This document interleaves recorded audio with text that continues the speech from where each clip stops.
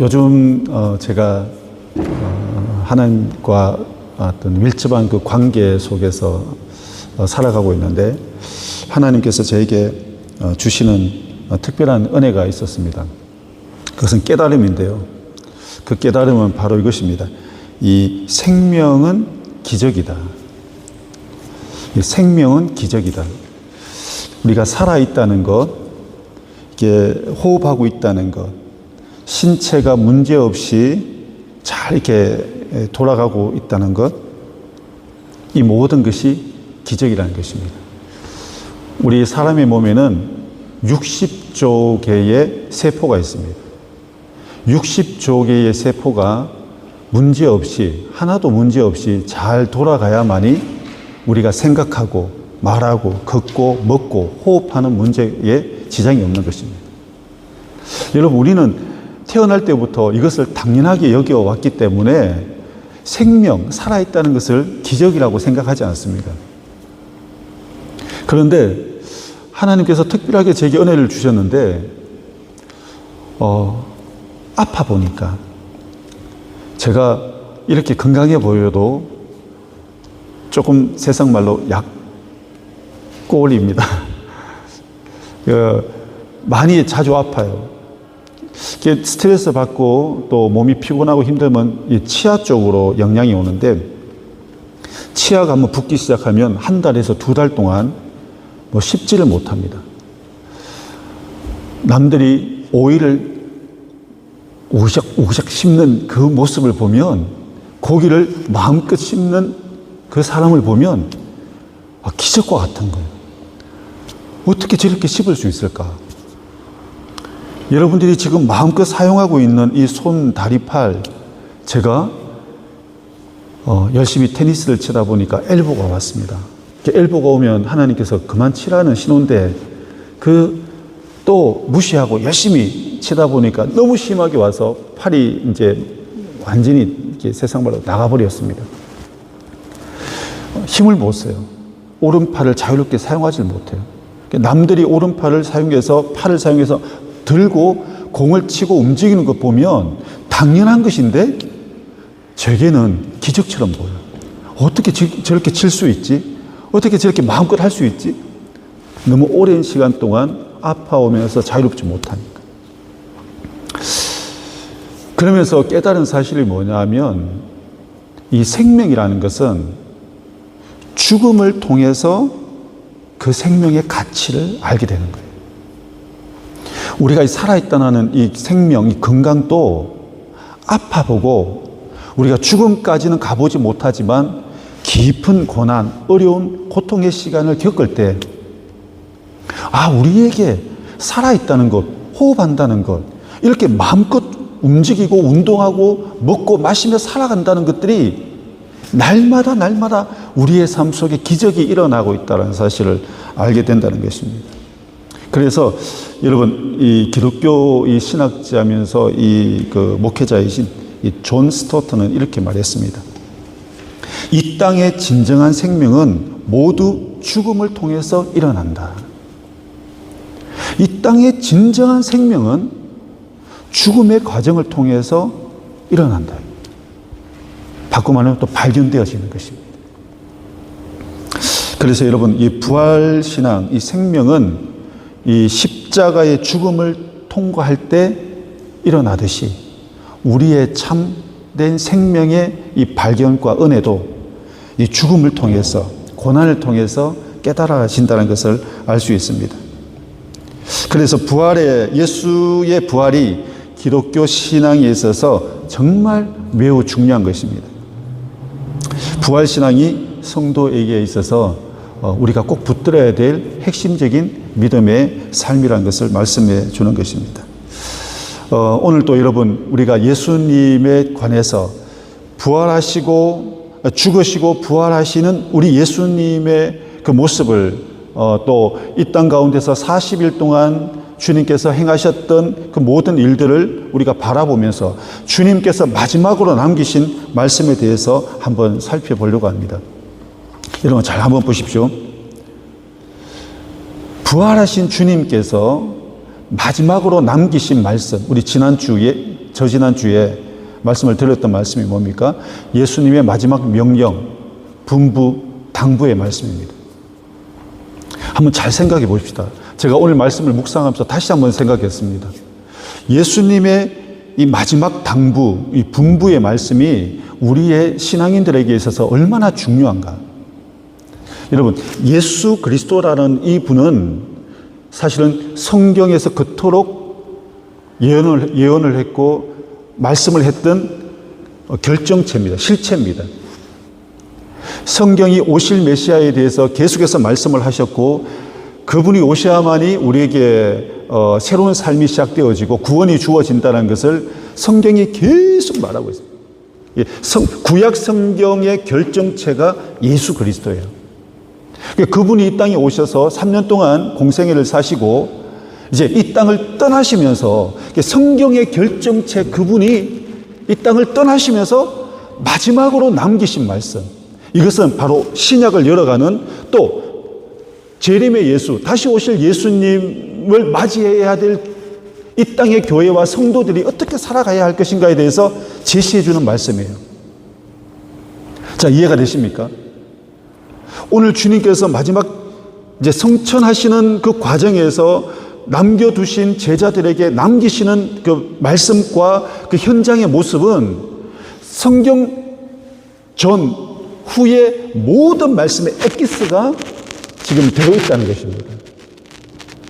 예수님이라는 그 본체, 실체라는 그 예수님은 구약에서 말씀하셨던 그분이고 예수님께서 하신 말씀은 이제 예수님께서 다시 오실 때까지 일어나야 될 일들과 또 우리가 감당해야 될 성도와 교회의 사명에 대해서 말씀해 주고 있다는 것입니다. 그래서 예수님께서 지난주에 우리가 들었던 말씀이 뭡니까? 마지막으로 이 땅에 이제 승천하시면서 주님께서 주셨던 그 말씀 세 가지. 첫 번째는 뭐였죠? 예수님의 그 분부하시며 제자들에게 당부하셨던 말씀. 성령을 기다려라. 그죠? 성령을 기다려.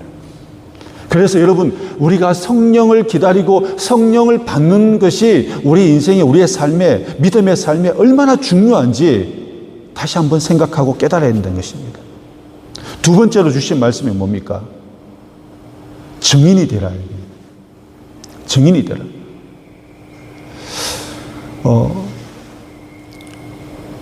예수님께서 오셔서 만들어 놓으신 하나님의 나라의 이 시작을 완성시켜 가는 그 과정에 있어서 정말 중요한 역할을 하실 분이 성령이고, 하나님의 나라의 왕국을 세우는데 성도들이 감당해야 될 중요한 사역이 증인되는 사역이라는 것입니다.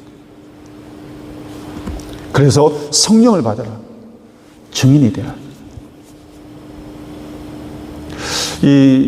지난번에 말씀을 제가 이렇게 끝나고 내려가니까 우리 김명환 형제님께서 목사님, 말씀 하나 빠뜨린 게 있습니다. 그게 뭐냐 했더니 권능이에요, 권능. 성령이 임하면 권능이 임한다. 제가 그 말씀을 나누고 싶었지만 시간상 지난번에 나누지 못했는데, 여러분, 이 권능이라는 단어를 잠깐 우리 명환 형제를 위해서 좀 잠깐만 이 권능이라는 단어는요, 이 헬라어로 듀나미스예요, 듀나미스. 듀나미스는 우리 영어의 어원인데, 이 어원이 파생되어져서 발생된 단어가 다이나마이트, 듀나미스의 어원에서 만들어진 영어가 다이나믹, 역동적이고 활력 있고 폭발적인 거예요. 여러분, 성령이 임하면 우리에게 이런 권능이 임하는 거죠. 저는 우리에게 하나님께서 성령의 충만함이 얼마나 우리에게 삶에 중요한가. 여러분, 이 땅 가운데서 교회를 세워가는 것, 또 여러분 영혼을 구원하는 것, 하나님의 나라 일을 세우는 것은 인간의 지혜와 힘과 능력, 물질로 안 되는 거예요. 여러분, 우리 영적인 공동체가 세워지고 정말 일어나고 큰 부흥이 일어나기 위해서는 세상의 어떤 방법, 인간의 노력과 힘으로 안 된다는 것입니다. 정말 우리에게 능력과 힘이 있어야 되는데 그것은 꼭 성령으로만 이루어진다는 것입니다. 성령이 우리에게 임할 때, 성령이 우리의 삶 가운데 임할 때, 성령이 우리 전에 임할 때 여기에서 능력이 임하는 것입니다. 사람이 변화되는 것. 여러분, 우리 목사를 초대교회 예수님의 제자를 한번 보십시오. 예수님의 제자들이 어떻게 안전뱅이를 일으키고 죽은 자를 살리는 그런 일들을, 그런 능력 있는 권세 있는 일들을 행하게 될 수 있었습니까? 바로 성령의 능력. 그래서 다시 한번 우리가 지난번 말씀을 요약하는 데 시간을 제가 좀 많이 들고 있는데요. 우리 이 작은자 교회가 이제 다시 한번 주님 오시는 그날까지 교회가 정말 아름답고 귀하게 쓰임받기 위해서는 하나님의 능력, 성령의 능력의 임재가 있어야 된다는 사실을 꼭 기억해야 됩니다. 그리고 지난주 세 번째로 또 드렸던 말씀이 뭡니까?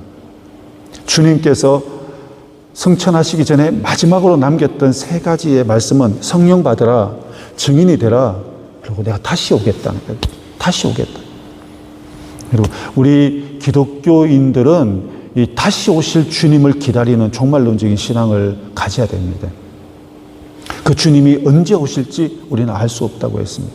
그러나 주님 분명히 오시면 그에 대한 심판이, 계산이, 카운트를 하시겠다 말씀하고 있다는 사실을 꼭 기억하시면서 이 내용은 너무너무 우리 그 성경에 있어서, 기독교 신앙에 있어서 우리가 성도들이 붙들어야 될, 또 바라보고 또 추구해야 될 중요한 세 가지 요소입니다. 성령을 받아야 됩니다. 땅끝까지 복음을 전가해야 됩니다. 그리고 수고한 대로 상급을 주시고 면류관을 주실 그 주님은 곧 다시 오신다는 사실. 이 세 가지 핵심 우리 기독교 사상, 신앙을 꼭 붙들고 달려가는 저와 여러분이 되길 소망합니다. 여러분, 예수님께서 오늘 본문에 들어가면 이제 예수님께서 마지막 이 말씀을 남기시고 승천하십니다. 여러분, 예수님께서 이 땅에 오셔서 어마어마한 일을 행하시고 죽었다가 살아나는 놀라운 기적 같은 일들을 만들어내시면서 40일 동안 제자들과 함께 있었습니다. 이 40일 동안 또 너무 황홀했겠죠. 예수님께서 여기 번쩍 저기 번쩍 나타나시고 말할 수 없는 기적을 보이실 때 얼마나 놀랐겠습니까? 이 예수님이 이제 우리와 영원히 함께 하실 거라고 생각했죠. 그래서 그들이 묻습니다. 사도행전 1장 6절인데 말씀을 준비하지 않았는데요. 주님, 이스라엘 나라 회복함이 이때니까 이제 죽으시고 부활하신 예수님을 바라보면서 제자들의 욕망, 제자들의 마음과 바람은 이제 드디어 이스라엘 나라가 로마에서 해방을 하고 이 나라를, 진정한 나라를 세우겠다라는 그런 마음이 있었던 것 같습니다. 그런데 주님께서 갑자기 40일이 되시는 날 이런 귀한 사도행전의 1장 8절의 말씀을 남기시고 하늘나라로 가버리시는 거예요. 예수님께서 떠나시고 난 이후, 여러분, 우리가 만약에 예수님을 지금 현장에서 목격한 제자들이라고 한번 생각해 보십시오. 이 성경이 2000년 전에 일어난 사건이라고 생각하지 말고 오늘 이 본문은 오늘 우리에게, 오늘 이 시간 우리에게 주시는 말씀이거든요.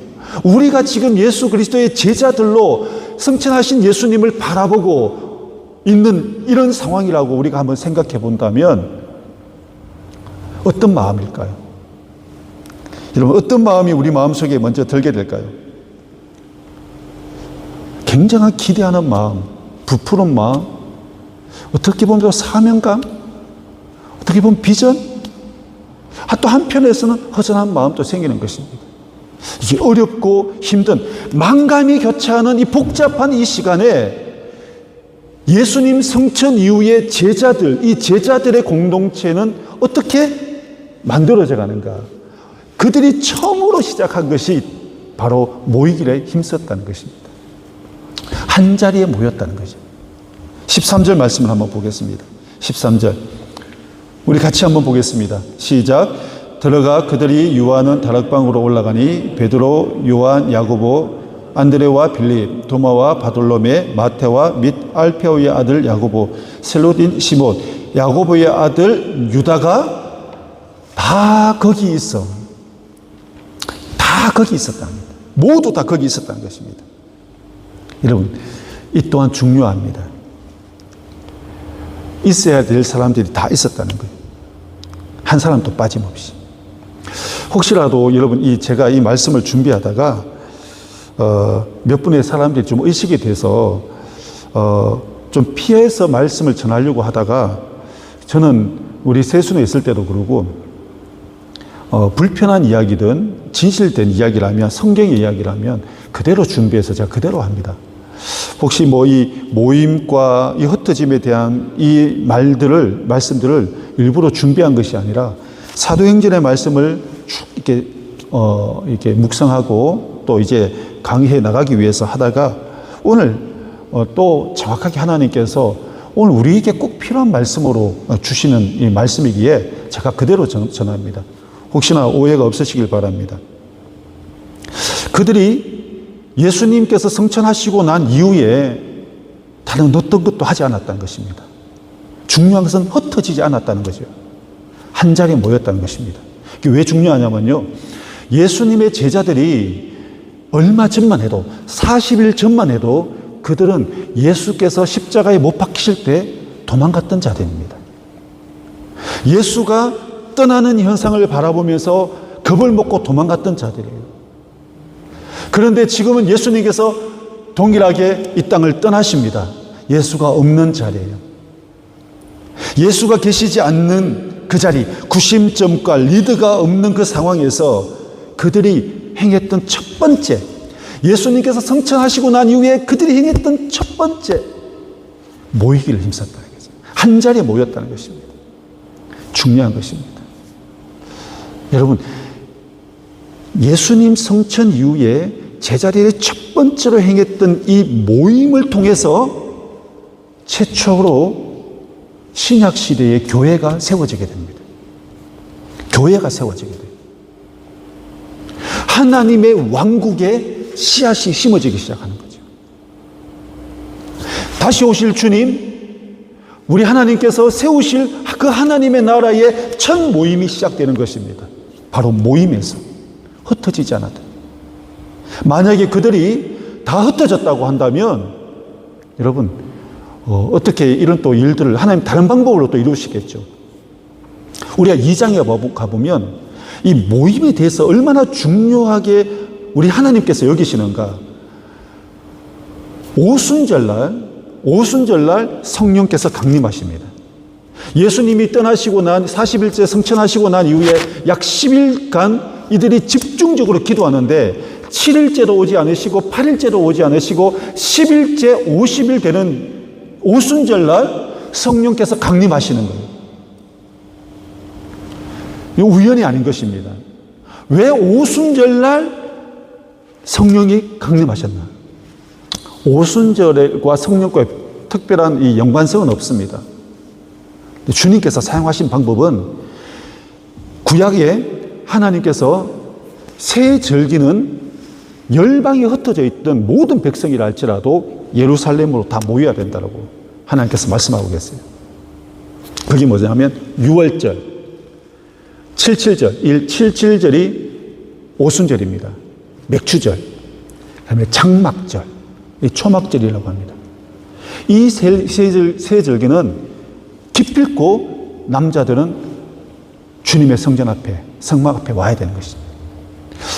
여러분, 오순절날 디아스포라, 수천 년간, 수백 년간 핍박받으며 흩어졌던 유대인들이 성지 예루살렘으로 다 모이는 거죠. 모인 그들에게 50일째, 오순절날 모인 그들에게 성령이 임하는 거죠. 여러분, 제가 지금 수요일날 로마서를 지금 우리가 같이 묵상하고 있는데요. 강의하고 있는데, 로마서를 기록한 바울, 로마에 있는 교인들에게 이 로마서를 쓰게 됩니다. 근데 여러분, 로마 신학자들이 이 로마의 교회가 어떻게 세워졌는지를 밝혀내지 못하고 있어요. 로마에 바울이 복음을 전한 것도 아니고 어느 누구도 성경에 복음을 전한 사람이 없는데 로마에 교회가 세워졌어요. 추론을 합니다. 학자들이 추론하기를 예수님 성천 이후에 오순절에 예루살렘을 찾아왔던 그들이 오순절에 임했던 그 성령의 놀라운 역사와 베드로가 전파하고 난 이후에 3,000명이 회개하고 돌아오고 5,000명이 돌아오는 놀라운 기적 속에 그들이 있었다는 거죠. 그들이 그때 성령의 역사를 경험하고 베드로의 복음의 메시지를 듣고 로마로 돌아가서 교회를 세웠던 교회가 로마 교회입니다. 이렇게 모임이 왜 중요하냐? 하나님은 그들이 한 자리에 모였을 때 불같이 성령으로 임하여 모든 사람들에게 살아계신 하나님, 이 복음을 동시에 전파하는 일들을 만들어낸 것입니다. 하나님께서도 이렇게 이 모임에 대해서, 한 자리에 모이는 것에 대해서 중요하게 여기시고 또 그 방법을 이용하셔서 하나님의 나라를 세워 가십니다. 저는 우리 작은 자 교회가 정말 몇 되지 않는 우리 이 성도님들이지만 여러분, 우리가 한 마음이 되고 하나가 되고 어떤 교회 사역과 예배에 집중적으로 함께해서 모이게 될 때 거기에서 말할 수 없는 영적인 파워가 일어나게 될 줄 믿습니다. 믿으십니까? 모임입니다. 모여야 돼요. 아무리 큰 교회고 아무리 많은 사람들이 출석하는 교회를 할지라도 예배와 기도와 어떤 사역에 모이지 않으면 힘을 얻을 수가 없습니다. 저는 우리 모든 성도님들이 모이는데 힘을 내시는 저와 여러분이 되길 소망을 드립니다. 여러분, 세상적인 원리도 마찬가지요. 우리가 이 겨울에 이 햇볕이 얼마나 우리에게 이 따스함을 주는지 모릅니다. 이 가볍게 생각하는 이 햇빛, 이 빛, 우리가 지금 보고 있는 이 전구의 빛, 이 빛이 아무런 큰 역할을 하지 않는다고 생각하는데 이 빛이 모이면요, 이 빛이 모이게 되면 사물을 태워버립니다. 돋보기, 여러분 돋보기라는 거 보십시오. 그 렌즈 안에 빛이 들어가는 순간 종이와 웬만한 것들 다 태워버리는 거죠. 이보다 더 큰 빛이 광선입니다. 광선. 이 광선은 철판 조각도 잘라버리는 거죠. 또 성경에는 이 광선을 통해서 사람이 치유된다라고, 사람을 고친다라고 말씀하고 있죠. 실질적으로 의학이 발달되어서 사람을 치유할 때 광선을 통해서, 레이저를 통해서 고치는 경우가 많습니다. 수술을 할 때 이제는 개복을 하지 않고 레이저로 고치는 경우가 얼마나 많습니다. 빛도, 이 연약한 작은 빛도 모이니까, 한 자리에 모이니까 강력한 힘을 드러냅니다. 우리가 쉽게 생각하는 날파리, 윙윙 날아가는 날파리, 하루살이로 못 되는 그 날파리도 수만 마리가 모이면 사자를 이긴다는 거예요. 사자. 동물의 왕인 사자를 이긴다는 거죠. 도망간다는 것입니다. 작은 날파리 하나라도 모이면 힘이 됩니다. 저는 우리 이제 작은 자 교회, 정말 우리 여러분 한 사람 한 사람은 나는 내가 무슨 힘이 될까? 내가 이 작은 자 교회에 무슨 보탬이 될까? 무슨 힘이 될까? 아니에요. 여러분들이 한 자리에 함께 하는 것만 해도 너무나 감사한 거죠. 제가 교회 사역을 하다 보니까 사람마다 쓰임 받는 게 다 다르더라고요. 어떤 분은 물질로 봉사하시고, 어떤 분은 몸으로 봉사하시고, 어떤 분은 이 자리를 채워주시면서 봉사하시고, 사람마다 다 다르게 하나님께서 사용하시더라고요. 네, 여러분, 어찌하든지 각각의 쓰임받는 모습은 다르지만 우리가 주님 안에서 함께 한 가족 되어졌다는 것, 또 함께 한다는 것, 또 우리가 연합하게 될 때 그 안에서 말할 수 없는 놀라운 힘이 일어난다는 사실을 꼭 기억하시길 주의 이름으로 축복을 드립니다. 우리 두 번째 말씀은요, 예수 제자 공동체가 예수님 성천 이후에 첫 번째 행했던 것은 모였다는 것입니다. 그리고 그들이 모여서 무엇을 했나는 거죠. 모여서 뭐 회의를 했나, 어떤 뭐 작전을 짰나, 전략을 짰나, 염려했나, 두려워했나, 서로 위로했나? 아니요. 보니까 오늘 14절 말씀입니다. 14절 말씀 같이 읽읍시다. 시작. 여자들과 예수의 어머니 마리아와 예수의 아우들과 더불어 마음을 같이하여 오로지 기도에 힘쓰더라. 기도에 힘썼다는 것입니다. 예수님 성천하시고 난 이후에 참 만감이 교차했을 것입니다. 복잡한 심정입니다. 무엇을 어떻게 어디에서부터 시작해야 될지 모르는 거죠. 이제 한 번도 가보지 않았던 길을 가야 되는 길입니다. 답답한 거죠. 여러분, 우리 기독교인들은, 신앙인들은 꼭 기억하십시오. 우리는 날마다 새로운 삶을 개척합니다. 하나님께서 우리에게 날마다 새로운 삶을 주세요. 한 번도 가보지 못한 길을 가게끔 하십니다. 그럴 때 우리의 이 인간의 방법은 항상 앞서는 것이 내 경험입니다. 내 경험, 내 지식입니다.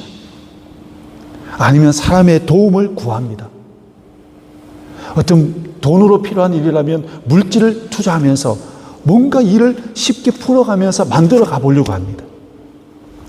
오늘 예수 성천 이후에 제자들이 모여서 했던 일들을 바라보면서 오늘 이 시대를 살아가는 우리 성도님들이 앞으로 한 발자국 한 발자국 나아가는 길에 우리가 가장 우선시 해야 되는 것이 무엇인지 알려주고 있는 것입니다. 어떤 상황이 되든 주님 앞에 무릎으로 나아가는 것입니다. 기도하는 삶인 것입니다. 기도하게 되면 놀라운 일들이 일어납니다. 제가 이거는 목사고 여러분도 많이 경험을 했지만 우리 작은 자 교회에 와서 또 하나님께서 주신 경험이에요.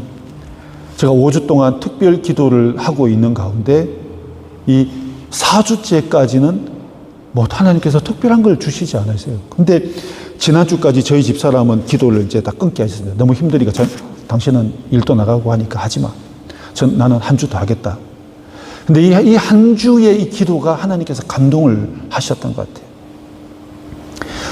소소하게 일어나고 있고 만나는 삶, 관계되는 일, 이 모든 일 가운데 너무나 타이밍적으로 너무나 절도 있게 탁탁탁 아구가 맞아간다 그러죠. 뭔가 아구가 맞게 탁탁탁 맞아가고 딱 이루어져 가는 것이 너무 놀라운 거예요. 또 하나님께서 우리 이 작은 자 교회를 새로운 하나님의 일꾼들을 보내주시기 위해서 지금 준비하고 계시는 일들을 보여주고 계시는데 제가 이렇게 표현하고 있습니다. 봉우리가 뽕 터져야 꽃을 피는데 이 봄이 되어서 겨울을 보내면 이제 봄을 맞이하는 이런 봉우리가 막 이렇게 널려 있는데 이 봉우리가 지금 탁 터지기 직전에 있는 것 같아요. 여러분, 기도하니까 하나님께서 일을 하시는 거예요. 제가 그럽니다. 하나님, 제 열정, 제 열심 아시지만 이제는 하나님 제 힘으로도 제 능력으로도 이제는 어떤 것도 할 수 없습니다. 주님만이 하셔야 됩니다. 라고 맡기고 가고 있는 것입니다. 주님만이 하실 수 있습니다. 우리 성도님들의 마음, 또 이 교회의 이 빈자리가 채워지는 것, 이걸로 만족하는 것이 아니라 이 작은 자 교회가 이 시드니 가운데에 정말 아름다운 참된 모델이 되는 교회, 정말 다른 교회에 선한 영향력을 끼치는 교회, 갈 바를 알지 못하고 방황하고 있는, 유린하고 있는 많은 성도들에게 삶의 인생의 방향을 설정해 줄 수 있는 교회, 그런 비전을 품고 가는 교회는 우리 얄팍한 지식, 경험, 세순에서 배워왔던 이런 경험, 제 30년의 목회 노하, 이게 아니고요. 지금은 하나님께서는 모든 것을 저에게 내려놓게끔 하시는 거예요. 내려놓게끔 하시면서 또 바닥까지 제가 그걸 느끼는 거예요. 하나님 어디까지 저를 내려놓으시려고 하시는가. 그러시면서 내 힘으로 할 수 없고 하나님만이 하실 수 있다라는 고백이 나오면서 이제는 기도 아니고는 안 된다. 그럼 얼마나 요즘 감사한 게 말씀과 기도를 가깝게 하고 있어요. 시간만 나면 예전에는 유튜브를 보고 그냥 좀 피곤하고 힘들고 지치면 또 유튜브 열고 드라마 같은 거, 드라마는 이제 보지 않습니다. 이런 걸 편안하게 봤어요. 이제는 자리에 앉으면 성경을 핍니다. 성경을 보고 또 그냥 있으면 제가 위하여 기도하겠습니다. 그러면요, 그렇게 기도 안 하잖아요. 저는 그 자리에서 기도하겠습니다 하고 마음으로 기도하고 차 타고 오면서 기도하고 자리에 앉아 있으면서도 주님 보셨죠? 그분의 그 어려움 들으셨죠? 주님 꼭 좀 응답해 주세요. 주님과의 이 민감한 이 영적인 반응들을 해가면서 지난 수요일 날 기도를 하는데 저희 아내와 둘이서 예배를 드리는 거죠. 슬렁한데 무슨 예배가 되겠습니까? 말씀도 잘 안 나와요. 눈도 서로 잘 못 마주쳐.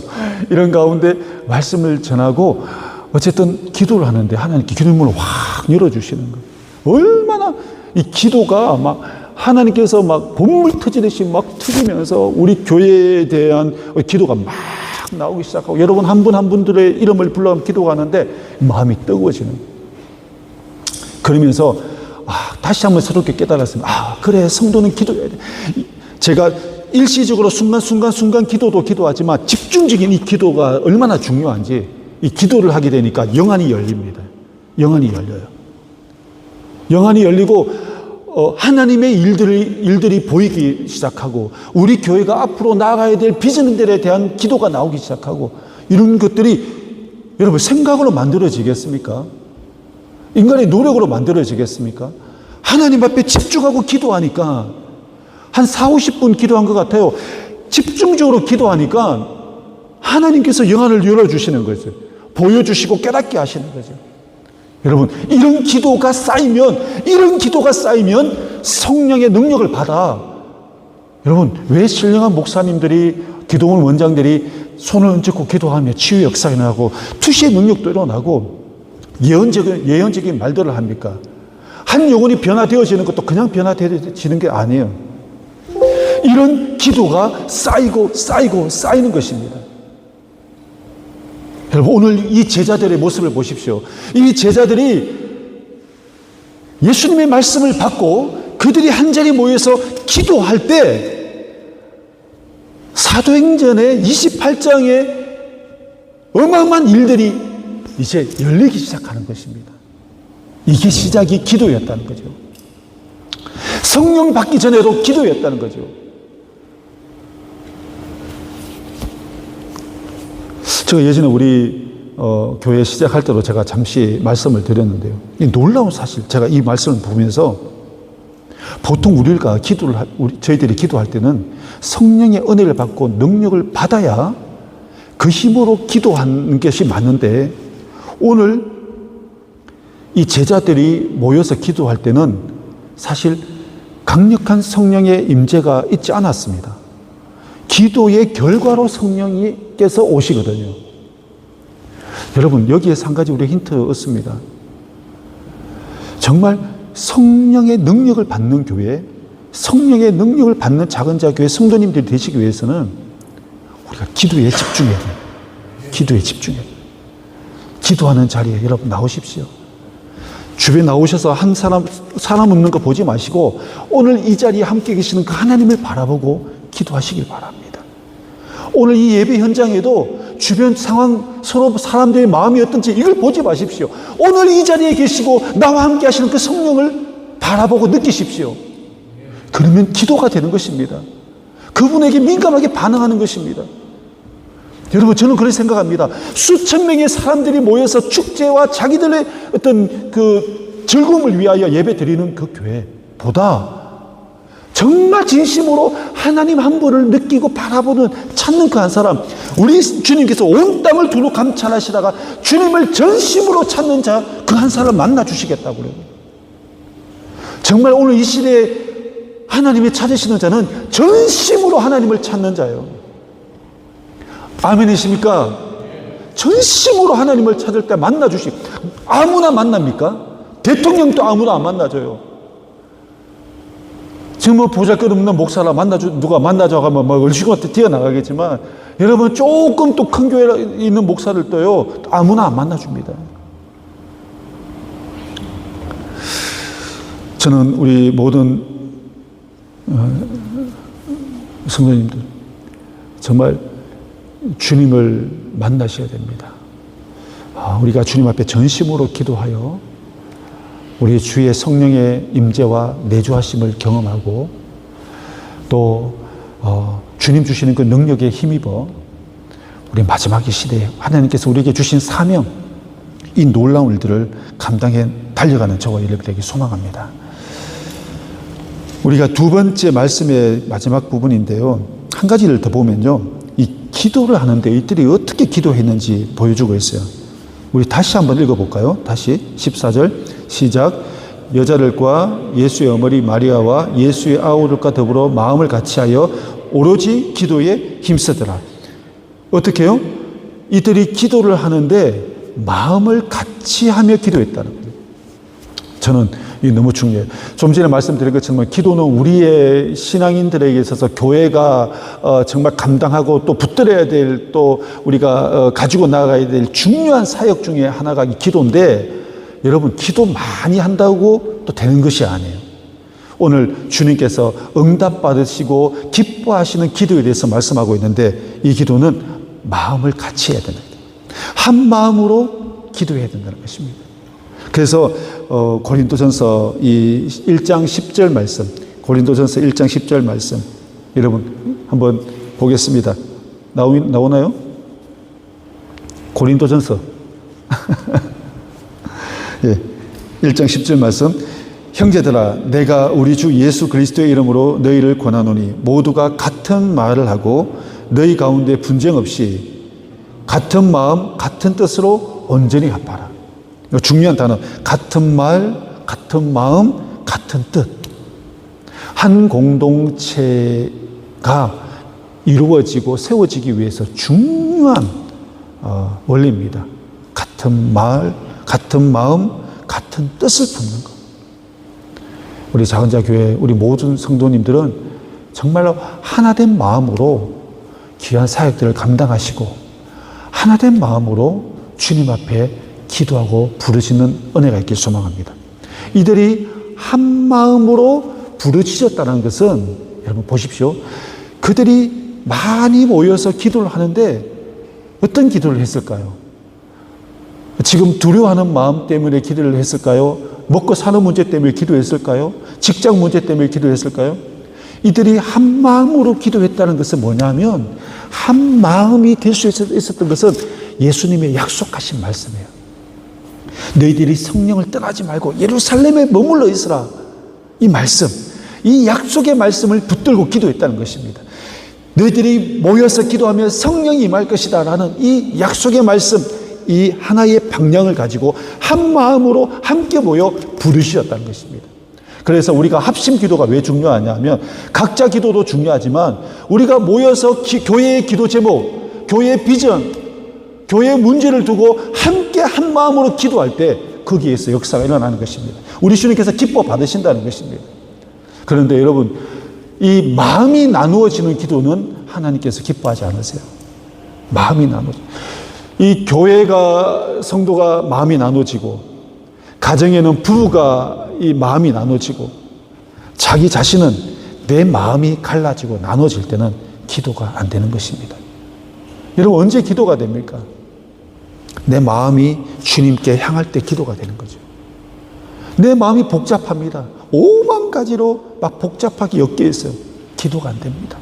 이 일도 해야 되고 저 일도 해야 되고, 여기도 마음이 있고 저기도 마음이 있고, 이 사람도 만나야 되고 저 사람도 만나야 되고, 기도가 안 되는 거죠. 이런 것도 나누어지는 것입니다. 정말 주님께 집중하며 기도하기 위해서는 하나님께 마음을 모아야 되는 거죠. 요즘에 우리의 삶은 얼마나 바쁜지 몰라요. 아니, 호주 생활을 뭐 바쁜 것도 없는데 일주일이 너무 바빠요. 기도를 할 수 없는 거죠. 기도의 자리에 나오지도 않는 거죠. 저는 우리 교회와 우리 가정과 여러분의 마음이 주님께로 향해지길 바랍니다. 우리가 하나로 똘똘 뭉쳐지는 은혜가 있길 소망합니다. 그렇게 우리가 한 마음이 되어서 주님 앞에 간절히 또 기도하게 될 때 주의 놀라운 성령의 은혜의 역사가 일어나게 될 줄 믿습니다. 한 마음이 되어서 기도하게 되면 파괴력이 있습니다. 또 하나님을 감동시킵니다.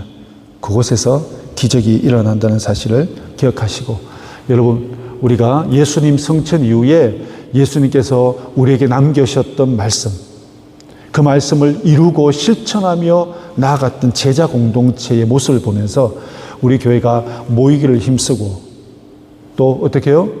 기도하기를 힘쓰는 그런 교회가 되길 바랍니다. 여러분, 오늘 여기까지 제가 말씀을 전하겠는데요. 원래 하나 더 준비했던 말씀은 혹시나 시간 되면 다음번에 시간을 제가 나누기로 하겠는데요.